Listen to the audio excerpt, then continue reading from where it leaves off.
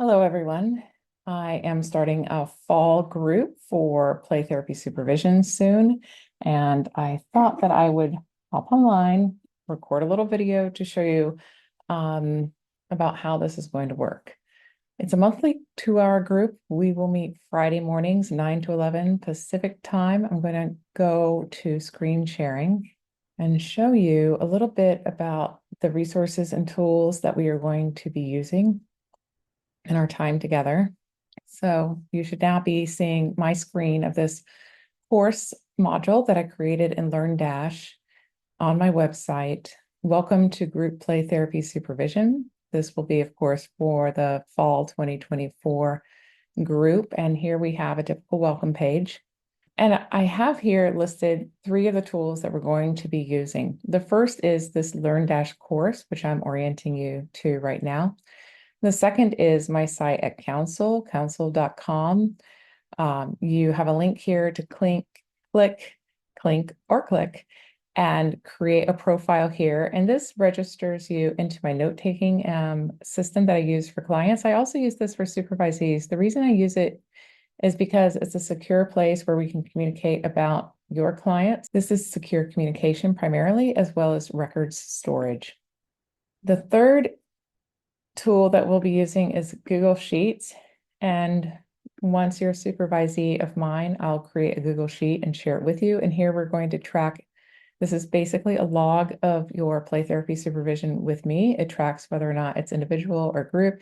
It tracks you through if you are interested in becoming a registered play therapist, phase 1, phase 2, phase 3, etc. It's also a place where I sign a record of your supervision immediately, so that if anything were to happen to me, which is not a pleasant thought, but a necessary logistical point to work out, you have access to records of your training with me.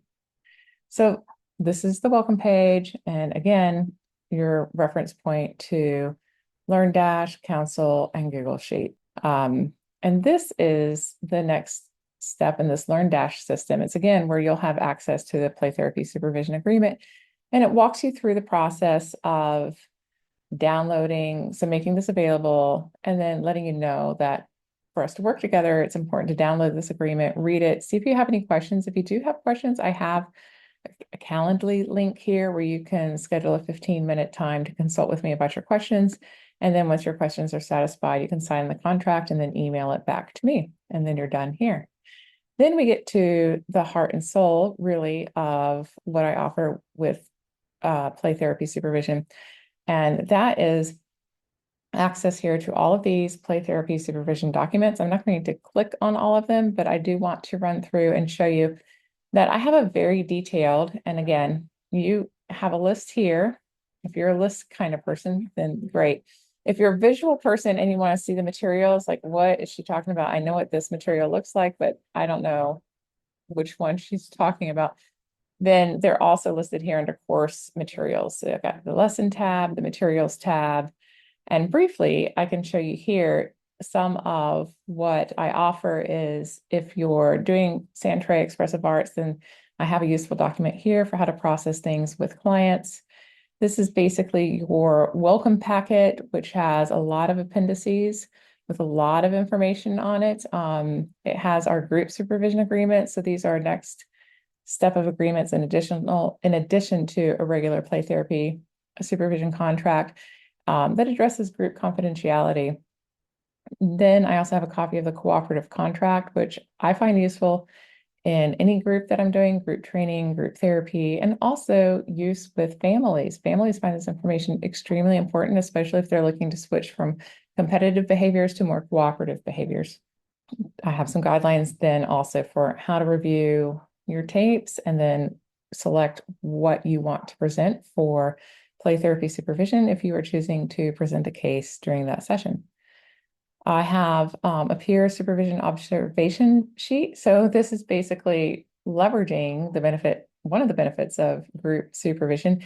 And this is basically a guide for what to pay attention to, what to tune into as far as play themes, as far as drama triangle stuff, behaviors, thoughts, feelings that are expressed that you thought are significant, just anything you want to share as far as your clinical observations with your peer. This is a structured way to do that so that the feedback we're giving is constructive.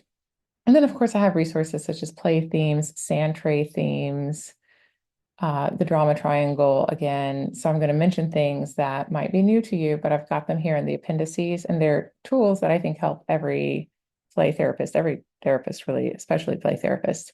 And on the second page, I have a lot more resources listed. Let's see, Gestalt play therapy supervision exercises. This is something I developed that's really, I've reworked this document, and it is now really for exploring self, other, and co-transference that's happening in the room, whether it's the play therapy room in our work with children or even with the parents. And the reason it's really important to explore transference and countertransference in the work that we're doing is because we will experience it both with our clients and their parents. And so it's really important to have language around this, to have self-awareness for what is happening within me that might be getting in the way of offering my client the presence and relationship that is most healing. I have a form for receiving individual credit during or individual supervision during group supervision. And this is just kind of a handout helping me and everyone else know what it is you're looking for. I think something that's really important in any group supervision experience is that we get in the habit of letting people know what it is we want to hear and what it is we don't want to hear. It's a way to let people know, I'm not really in a space to hear what you might even think of as constructive feedback. The only thing I want to hear are compliments on how well I did.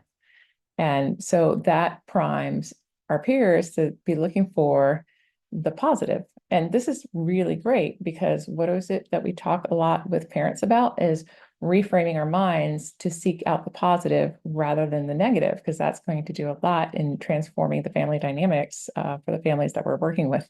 And so this is a chance to practice that among each other. And then I have other forms here, attestation form, letting me know that you have read certain documents that are really fundamental to our work with children, including play therapy best practices, the APT paper on touch, and the credentialing standards that we have. Other things that I make available are links to APT references, such as ethical considerations for integrating telehealth and play therapy.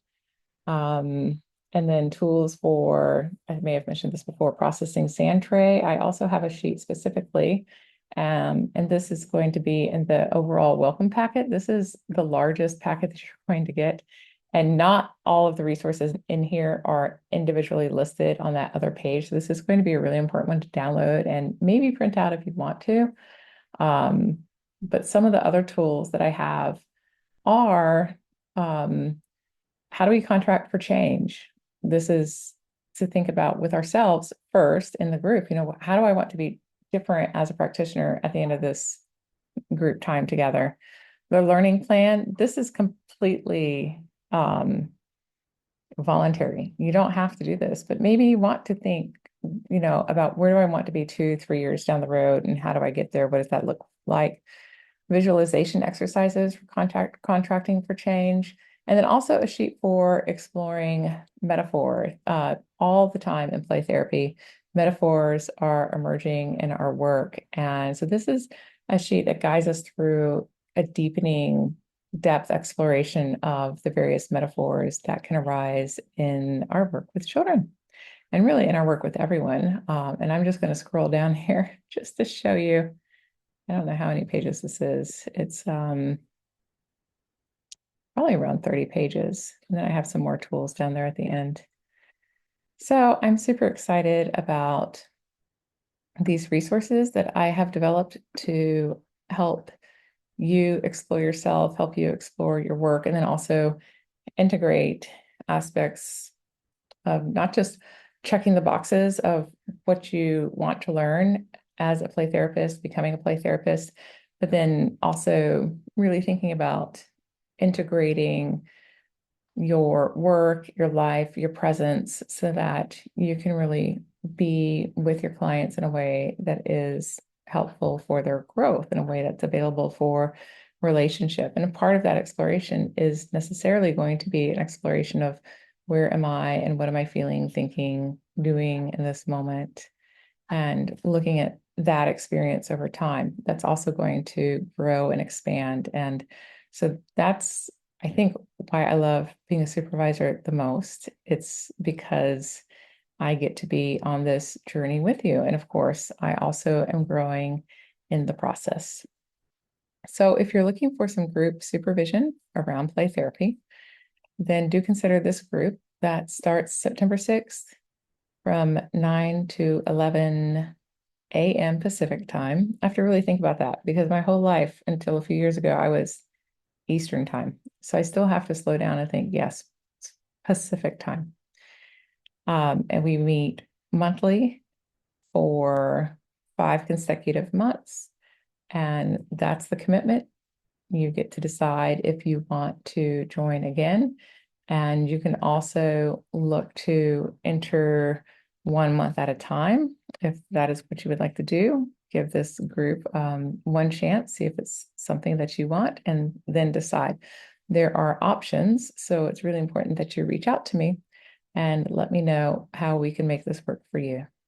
Bye-bye. Oh, hello, Kitty. Bye.